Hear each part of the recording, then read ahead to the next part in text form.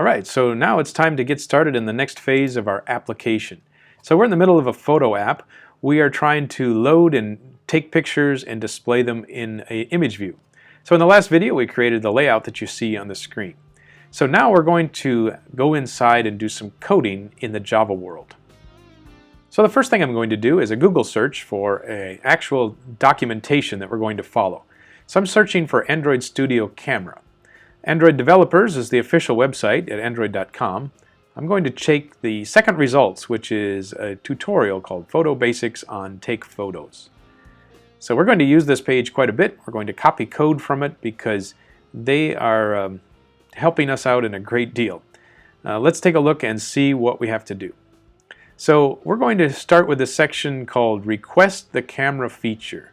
And everything on this page will guide us through and give good code that we can not make mistakes with. So the first thing is, it says we're going to have to take a permissions for our camera and put it in the manifest. So let's take a look at what that means. So I'm going back into Google and I'm searching for Android Request Camera Permission. You've seen this kind of thing before. So I'm searching for images here and you can see the results. So for the allow camera and allow contacts, these are common messages that you've seen before. Applications are not allowed to automatically just go barging into your phone and your private data. This one here says, I'm going to take a video picture or video record. Do you want that? Or it says, I want to capture your device's location. So we're not allowed to make spyware with our Android applications. So that's where this thing comes from, is the permissions. So I'm going to copy the permission code and then find the manifest file. So back in Android Studio, manifests are found in the folder called manifests. And there is one here called manifest XML. Let's open it up. So this is an XML file, which is like the preferences of your application. So the first thing I have to do is just paste in my uses feature application. So it says here, I'm going to request that the camera be used and it is required for this application to run.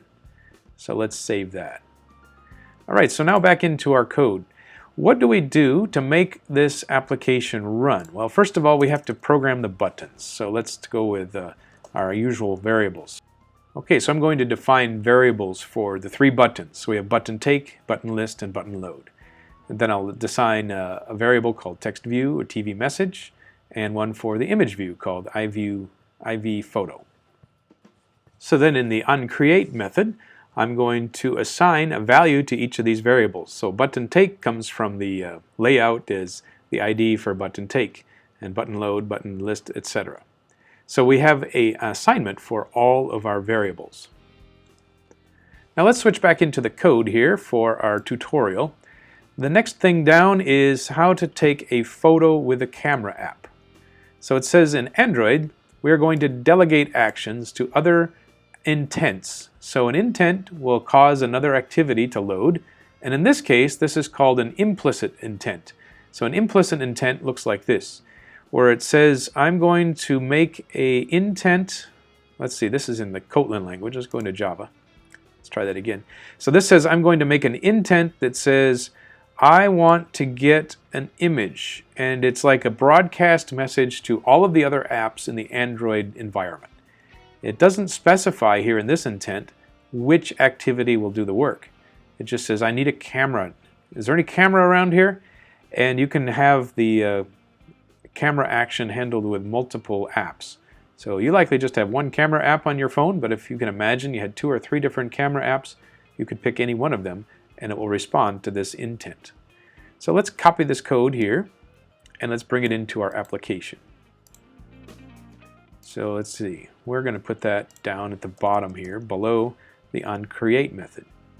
We've got to do some importing, it looks like. We have intent, we have to import the class. So I'm pressing Alt-Enter or Alt-Return. There we go. So no more errors. Now let's see if we can understand what this means.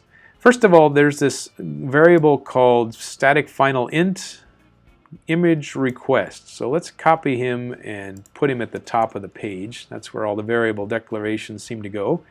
And this here can be any variable you like. It doesn't have to say that. It could be things like a photo request. You know, you could have done that.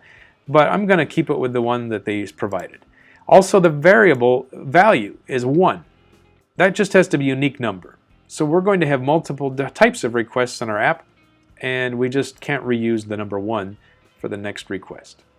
Let's see what happens in the inside here. It says we're going to create the intent that asks for a camera, and then we're going to start the activity for the camera, and it says the part called forResult means we're going to expect data to come back. So we're expecting a photo to be returned to our application. And so that will run. However, this function name is just arbitrary, and it is not attached to any buttons yet. So we have to create a button listener and then call this function. So back up here in the onCreate method, we can create a button listener. So let's see which button will do this.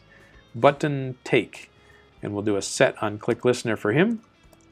And he's a new onClick listener. There we go, we got the onClick method. So now we can just call dispatch picture intent, and that will call this method down here. Let's see if it works. Alright, so we got the application up and running. Let's click the take button, and we've got ourselves a phone that looks like it says, would you like to allow the camera access to this location? So good, so the request in the manifest seems to do its job. We'll do an allow, and now up comes the camera, hopefully. Okay, so now I got some camera junk I have to click OK on. Yeah, I got it. Alright, so now we can rotate around this virtual room if I press down the Alt key on my keyboard and move my mouse. This is like a camera. It's a virtual room. This is not my office, but it looks like somebody's kitchen. So I will take a photo of the kitchen. And when I click here, oh, it didn't seem to work. Let's try it again. So I'm going to back out of the camera and try take again. And let's try it.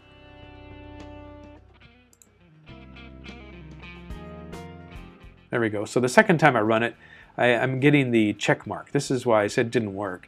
I was expecting a check mark, and I click the check mark, and it comes back into my app. So when the take button is called, it sends out a request for a camera, and we took a photo. You expected the photo to show up in the image view? Oh, you got to program that too. So we'll take a look at the next function called respond to an intent. So maybe we can do that in the next video. We will respond to the camera app and load the picture into our image view.